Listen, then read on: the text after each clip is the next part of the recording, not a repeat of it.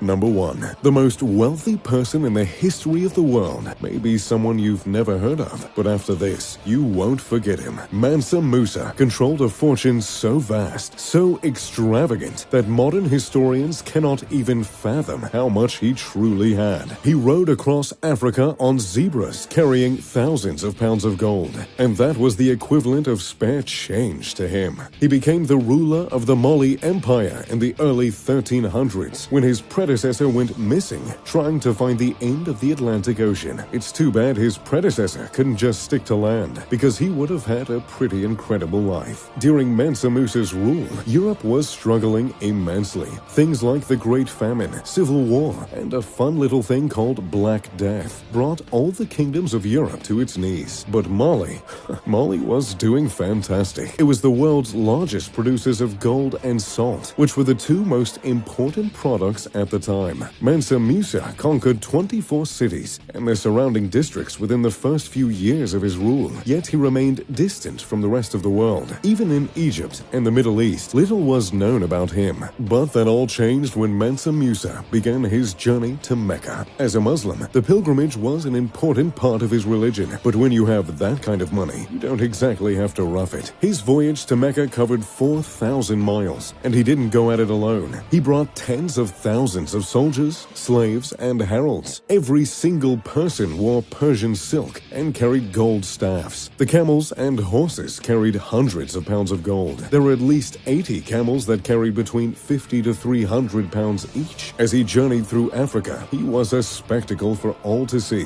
He often spent frivolously in cities and even gave gold as gifts. Upon hearing he was approaching Cairo, Al-Nasir, the Sultan, ordered him to visit his palace. Mansa Musa refused, but finally agreed to go upon Al-Nasir's constant insistence. There was a moment of tension with Mansa Musa refused to kiss Al-Nasir's feet, which was a common gesture of respect at the time. He eventually conceded, and Al-Nasir offered him lodging for the night. His time in Cairo was one few could forget, but by the time he left, the streets were covered in gold, and the people were basking in the fortune he had given them. But unfortunately, giving the fortune became a problem. His gifts depreciated the value of metal, and it would take 12 years for the city of Cairo, Medina, and Mecca to financially recover. It is said on his long journey to Mecca that he funded a mosque being built every single Friday. Upon arriving in Mecca, he turned himself to his religion and studies for days at a time. When he returned home, he got to working on building palaces, mosques, and universities throughout his empire. He created Sankor Madrasa, a leading center and university. The university housed 1 million manuscripts, rivaling even that of the Library of Alexandria. Unfortunately, soon after Mansa Musa's death, the Empire of Mali began to fall. Constant civil war began to weaken the country, and its ability to trade began to diminish. By the 1600s, Mali was being invaded by European cities to exploit its resources, and the rest is history. So,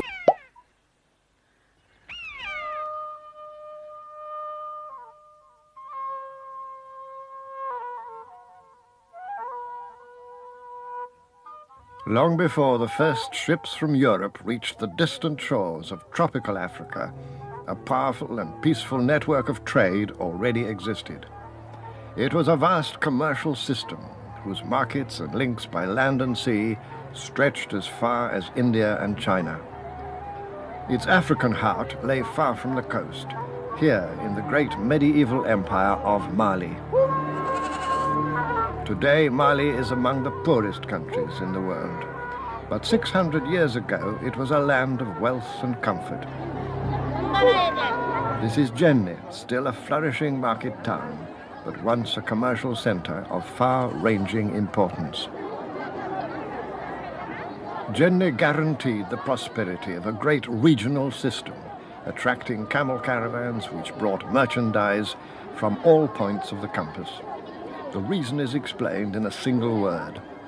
This was an economy based on gold. And that gold is much in evidence even today.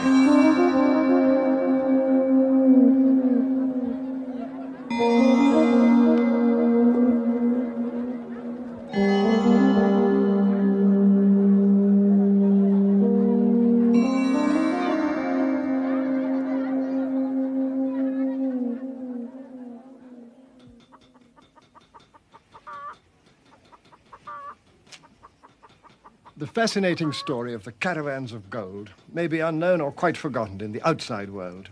But here in Guinea, it's a story that remains vividly alive. Even a little side street of this ancient city, once part of the great empire of Mali, can afford a glimpse of rich traditions from the past. The fine jewellery of his craft still reflects the brilliance of the golden trade of old West Africa.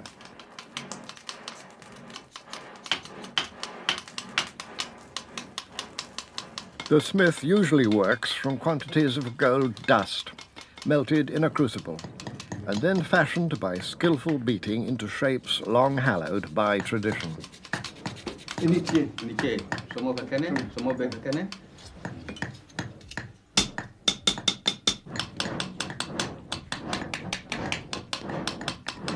The design of these earrings may reflect the art of the individual craftsman, but it never strays too far from the recognized styles preferred by the different peoples of the region, Bambara, Mandinka, Soninke, and others.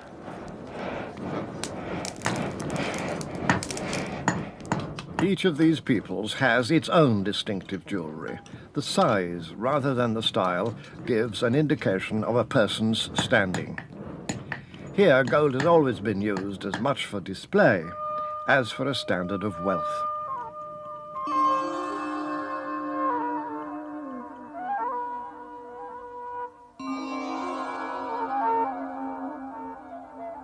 By about AD 1250, the oldest goldfields along the upper reaches of the Niger River to the west of Guinea were becoming exhausted.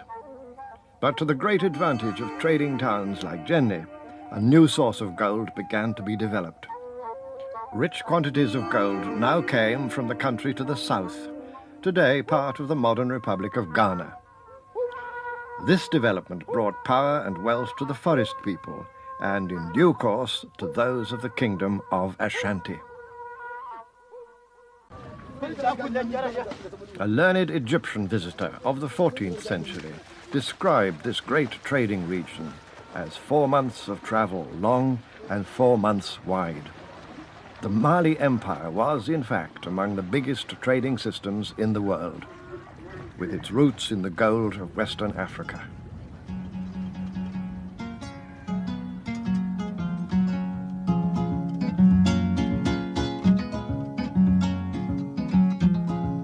From the markets of the upper Niger to those of Hausaland and Bornu, a distance wider than Western Europe, the Niger still carries a daily traffic whose style and tones speak for an ancient stability and peace.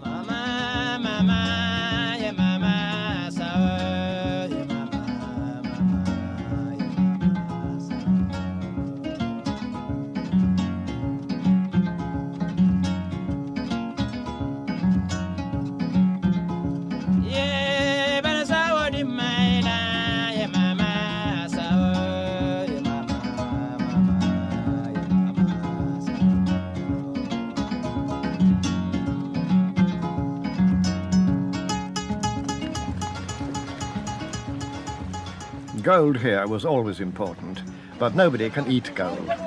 The Niger has always provided fish in abundant quantities, and that's a vital source of protein in a local diet based largely on cereals.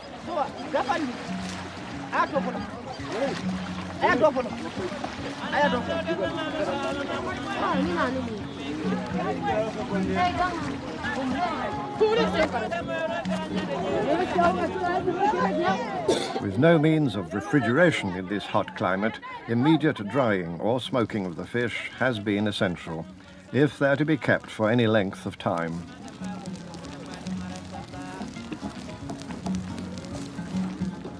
By custom, this work is done by women, who usually share the profit on a family basis. Smoke-dried fish is carried and sold to towns and villages far from the river itself.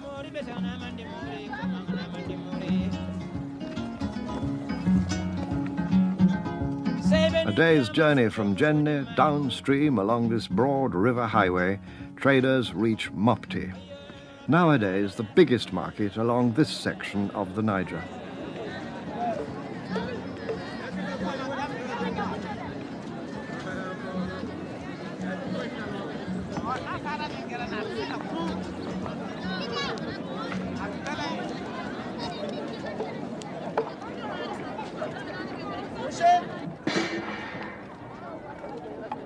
I've come to this port on the great inland waterway of West Africa, the River Niger, more than 1,000 miles from the sea, because it's always been a vital artery of trade.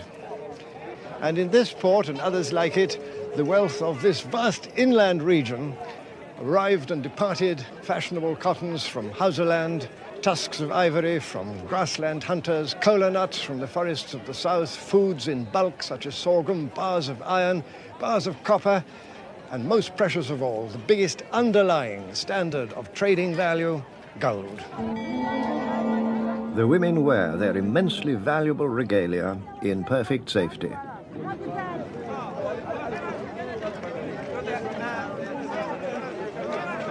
It seems that this sense of security is by no means new.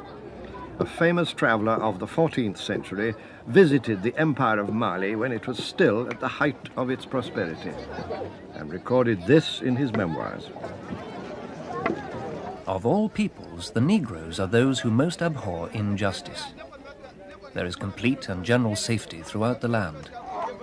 The traveller here has no more reason than the man who stays at home to fear brigands, thieves, or ravishers. The man who wrote those words was a travelling scholar from Morocco named Ibn Battuta. And fortunately for us, his memoirs have survived, recalling much of the vivid detail of West Africa as it was 600 years ago. Here is his description of Mali's imperial court. On certain days, the Sultan holds audiences in the palace yard, where there is a platform under a tree. It is carpeted with silk, and over it stands an umbrella which serves as a kind of silken pavilion surmounted by a bird in gold. On his head the Sultan wears a golden skullcap. His usual dress is a velvety red tunic made out of costly European fabrics. The Sultan is preceded by musicians who carry gold and silver guitars, and behind him come 300 armed slaves.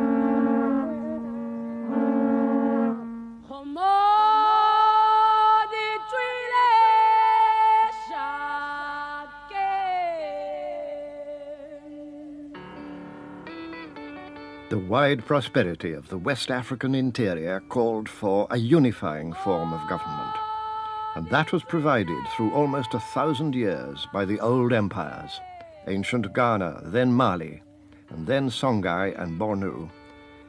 These old empires ensured a widely accepted stability and peace.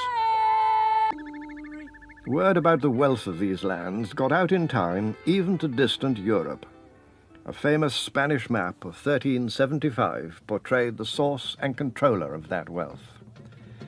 While the outline of North Africa was already known, the map gave Europe for the first time pictorial news of the far interior.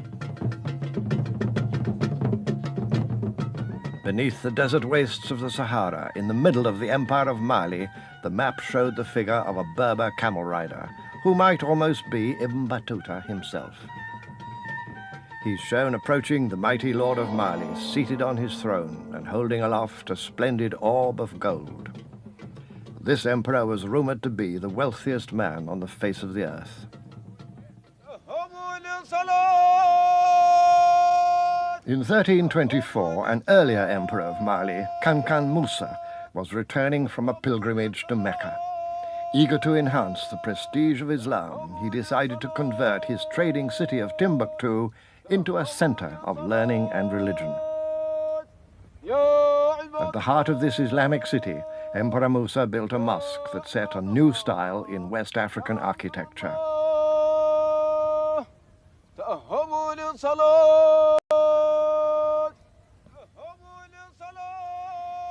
It was the beginning of Timbuktu's wide and well-deserved reputation as a focus of